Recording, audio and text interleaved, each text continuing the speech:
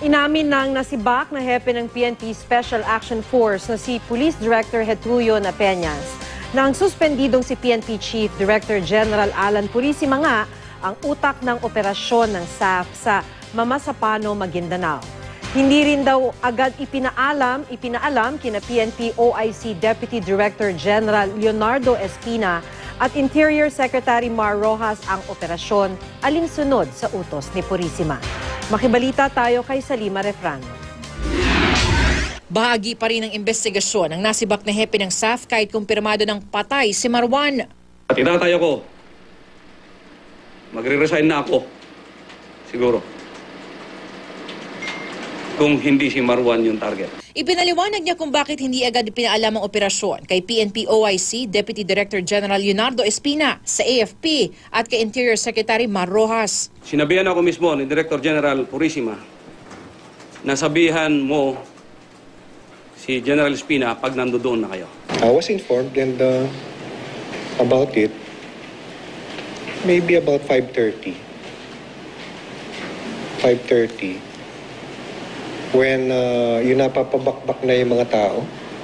Noon lang nakahingi ng tulong si Espina sa AFP. Kaya alas 9 ng umaga, 2 kilometro na lang ang layo ng mga sundalo sa mga naipit na SAF Commando.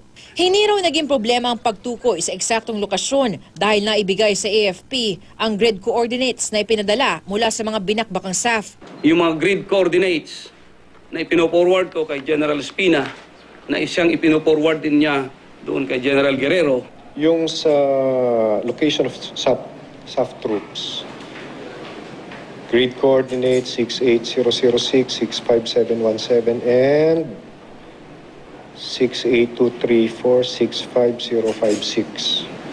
Texted it last Sunday at exactly 7:50. Unfortunately, their plan to exfiltrate before being seen by the various forces here failed. So I think that's the price we have to pay for not having a well-coordinated plan. Tumanggi na ang AFP na sagutin ng isyong alam na nila ang coordinate o lokasyon ng mga naipit na SAF dahil gumugulong na raw ang investigasyon.